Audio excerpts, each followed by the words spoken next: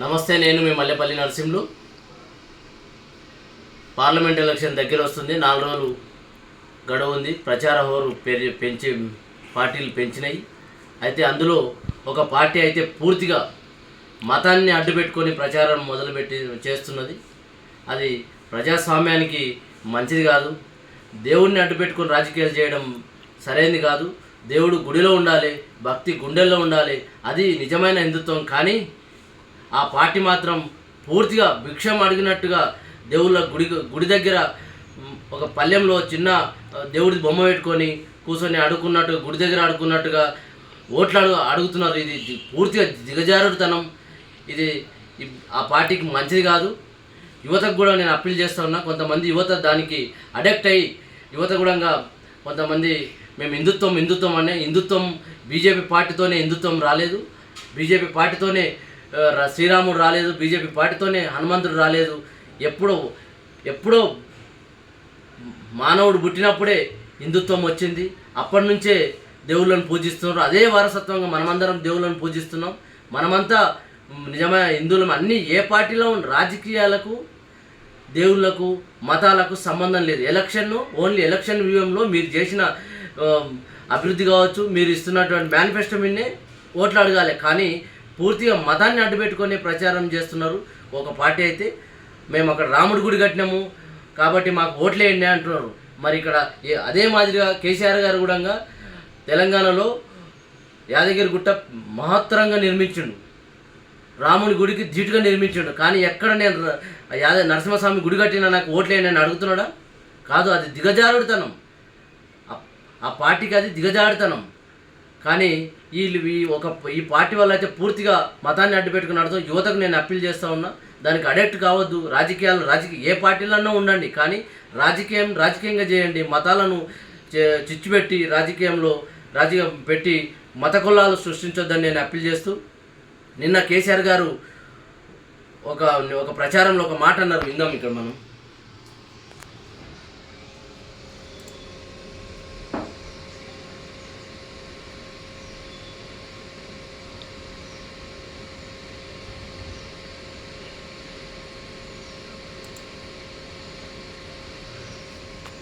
వాడు పాకిస్తాన్కి ఇంత బుట్క దేశం, జాడిచ్చి ఒకటి కొడితే 25 ఏళ్ళు మన దిక్కు చూడాడు.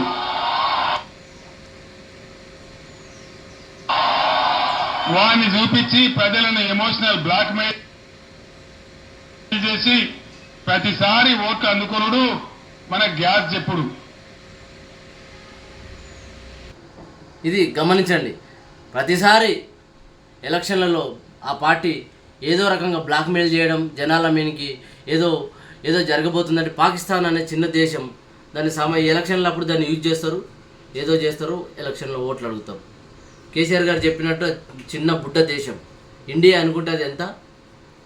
కాబట్టి దయచేసి ఏమంటారు, ఎలక్షన్ వచ్చినప్పుడే ఆ పార్టీకి ఇవన్నీ గుర్తొస్తాయి. గుళ్ళు గుర్తొస్తాయి, అటు పాకిస్తాన్ గుర్తొస్తుంది, ఇంకా బార్డర్ గుర్తొస్తుంది. మిగతా సమయంలో గుర్తురాదు. కాబట్టి నేను ఏమంటున్నానంటే, ఈ సమయంలో జనాలను రెచ్చగొట్టి మీరు ఓట్లు అడగొద్దని మాత్రం నేను అప్పీల్ చేస్తున్నా. ఇంకా సోషల్ మీడియాలో వచ్చిన మరికొన్ని వీడియోలు చూద్దాం, నేను చూపిస్తాను చూడండి. ఇది ఎలక్షన్లో భాగంగా సోషల్ మీడియాలో వచ్చిన మరికొన్ని వీడియోలు. జనం ఏమనుకుంటున్నారు సోషల్ మీడియాలో చూడండి. ఎంపీ ఎవరైతే బాగుంటారు? మన అమ్మని మనం ఎట్లా పూజిస్తామో మన తెలంగాణ మనమే చూసుకోవాలా. వేరే పార్టీలకు అస్సలు ఇవ్వద్దు. నా ఒక్కటి నేను వచ్చే వరకే ఓన్లీ టీఆర్ఎస్కే ఇస్తాను. నాకేం చేయకుండా సరే ఇంకొకటే చెప్తున్నా, ఫుల్లా బాగా ఏం చేయకుండా ఇస్తాను. ఎందుకంటే నేను తెలంగాణ కాంగ్రెస్ అనేది ఉంటుంది, కానీ మనకేం చేయదు. రియల్ ఎత్తున్నా, 100% ఎత్తున్నా. ఎందుకంటే ప్రతి ఒక్కరు మన స్టేట్ వాళ్ళు మననే ఎంకరేజ్మెంట్ చేస్తారు. కానీ ఇప్పుడు వేరే వాళ్ళ దగ్గర అమౌంట్ తీసుకోవాలంటే చాలా ఇబ్బంది పడుతుంది. ఈయన ఏమంటున్నాడంటే, 14 మంది ఇంటోడి కంటే బయటోడి కంటే ఇంటోడు మేలు కదని ఒక సోషల్ మీడియాలో అదొక వార్త. కాబట్టి బీఆర్ఎస్ పార్టీ మనకు శ్రీరామ రక్ష అనే చెప్పిండు ఆయన. ఇంకొక నిన్న కాంగ్రెస్ మన ఉపాధి హామీ పథకం పనులు జరుగుతున్నాయి, వాళ్ళ దగ్గర వెళ్ళి ప్రచారానికి పోతే అక్కడ వాళ్ళ కాంగ్రెస్ వాళ్ళని ఎట్లా నిలదీసిర్రు అనే వీడియో చూడండి. ఇదొక వీడియో.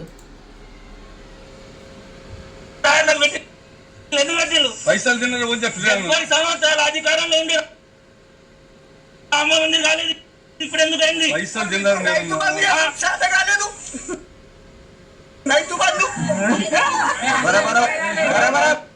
చూడండి కాంగ్రెస్ నేతలను నిలదీస్తున్నారు.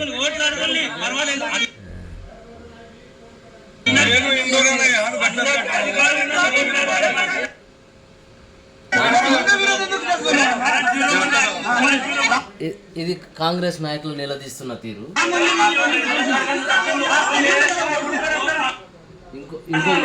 ఇంకొక సోషల్ మీడియాలో ఇంకొక వీడియో చూడండి.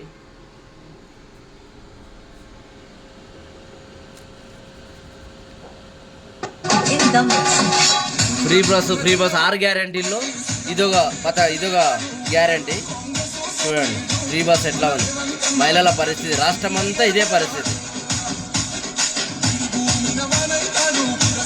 జుట్లు పట్టుకొని కుట్టుకుంటున్నారు.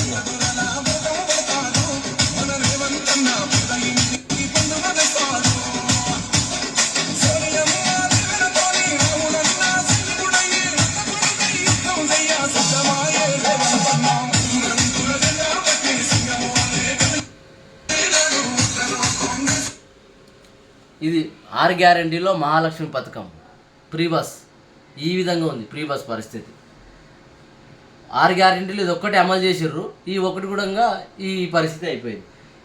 ముఖ్యమంత్రిగా ఇంకొక వీడియో ఉంది చూడండి. సోషల్ మీడియాలో ఇవన్నీ ఫేస్బుక్లో వచ్చిన వీడియోలు, ఇవన్నీ నేను మీకు చూపించే ప్రయత్నం చేస్తున్నా. నా బాధ అయితే ఇట్లున్నా సార్, రోడ్డు మీద బతకాయింది. ఇలా సార్ పోయిండు, రోడ్డు బతకాయింది. మరి సారే కావాలి సార్, కారే కావాలి. ఇట్లా మళ్ళీ మాది వింటానేవా, ఒడ్లు కానీ మక్కలు కానీ జొన్నలు కానీ ఏవి కానీ తిరిగి పట్టించుకున్నాం 10 ఏళ్ళ బట్టి. కరెంటుకి బాధ లేకుండా వింటానేవా, నీళ్లకు బాధ లేకుండా మాకు ఎండాకాలం కానీ ఆనకాలం లెక్కనే ఉండే నీళ్ళు. ఇప్పుడు కాంగ్రెస్ వచ్చి సార్ నీళ్లు లేక ఈ బండి పెట్టుకుని వచ్చి 3 ఎకరాలు 4 ఎకరాల మక్క ఇస్తారు. నాకు 7 ఎకరాలు ఉంది. 3 ఎకరాల మక్క ఎండిపోయింది, 3 ఎకరాల వరి ఎండిపోయింది. ఇక వచ్చి బండి పెట్టుకున్నా సార్. మరి సారే కావాలి సార్, కారే కావాలి, అంతకన్నా మించి మాకు ఏం లేదు. ఇక లోకం జనం దగ్గర ఎట్లుండదు అని నా ఉద్దేశం ఇట్లున్నది సార్. ఉన్న ముచ్చట చెప్తాను. ఈయనొచ్చి కూడా ఇదో వార్త జనంలో ఈ విధంగా సోషల్ మీడియాలో వచ్చిన ఇదొక పోస్టు. ఇంకొక పోస్ట్ చూడండి,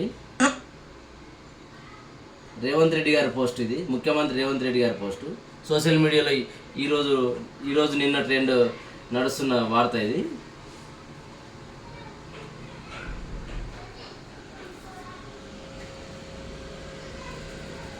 చెప్పారు మాది ప్రజాపాలన ఇందిరమ్మ రాజ్యం అని. మీరు పదే చెప్పారు 100 రోజుల్లో నేను అన్ని చేస్తా అని. మీరు ఇచ్చిన 6లోనే 13 హామీలు ఉన్నాయి. ఆ 13లోనే 3-4 చేశారు. మీరు ఫెయిల్ అయినట్టే కదా సార్. మీరు కక్ష సాధింపు చేయనంటారు. కాళేశ్వరం ప్రాజెక్ట్ ని అలా ఉత్సవ విగ్రహాలు పెట్టి రైతులను ఎందుకు సార్ గోసపెడుతుంది కాంగ్రెస్ ప్రభుత్వం? మీకు కాళేశ్వరం గురించి కాంగ్రెస్ వాళ్ళకి ఇప్పుడున్న ముఖ్యమంత్రికి తల తోక తొండం ఏ తెలియదు అంట. మీరు చెప్పిన దాంట్లోనే ప్రతి మహిళకు 2500, 18 దాటిపోయి చదువుకునే అమ్మాయికి స్కూటీ, తులం బంగారం, ఇవన్నీ జనం ఆశించే కదా రేవంత్ రెడ్డికి పట్టం ఆశించలేదు అంటలేను. మీరు అడిగిన దాన్ని కూడా తప్పు పడతలేను.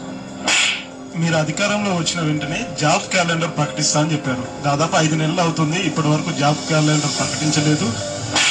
పైగా చూడనట్టు ఆల్రెడీ జాబ్ క్యాలెండర్ ప్రకటించినాం, నోటిఫికేషన్స్ ఇచ్చినాం, 30,000 ఉద్యోగాలు ఇచ్చినాం, మెగా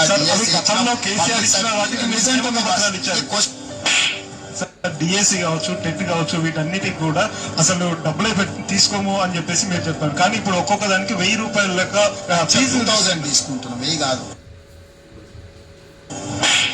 మార్పు రావాలంటే కాంగ్రెస్ కావాలి అన్నటువంటి వాళ్ళే ఈరోజు సోషల్ మీడియాలో కానీ బయట కానీ తెగ ప్రచారం చేస్తున్నారు. కాంగ్రెస్ వచ్చింది కరెంటు పోయిందని, లేకపోతే వ్యవసాయ బావుల వద్ద కూడా మళ్ళీ ట్యాంకర్లు తెచ్చి నీళ్లు పెట్టుకోవాల్సినటువంటి పరిస్థితి ఎదురైందని. మీరు అమలు చేస్తున్న ఈ కొన్నిట్లో కూడా వ్యతిరేకత వ్యక్తమవుతుంది. ప్రజాపాలన అని చెప్తున్నారు. ప్రజాభవన అక్కడ చెప్పారు మాది ప్రజాపాలన ఇందిరమ్మ రాజ్యం అని. మీరు పదే చెప్పారు 100 రోజుల్లో నేను అన్ని చేస్తానని. మీరు ఇచ్చిన 6లోనే. ఇది మిత్రులారా, ఈరోజు ఒక పార్టీ మతం, ఇంకో పార్టీ ఏమో మేము 6 గ్యారెంటీలు అన్నీ చేసినామని చెప్తారు. ప్రజలు గమనించండి, యువత గమనించండి, ఏ పార్టీకి ఓటేస్తే మంచిదని గమనించి ఆ పార్టీకి ఓటేయాలని చెప్పేసి నేను విన్నవిస్తూ, నేను మీ మల్లెపల్లి నరసింహ.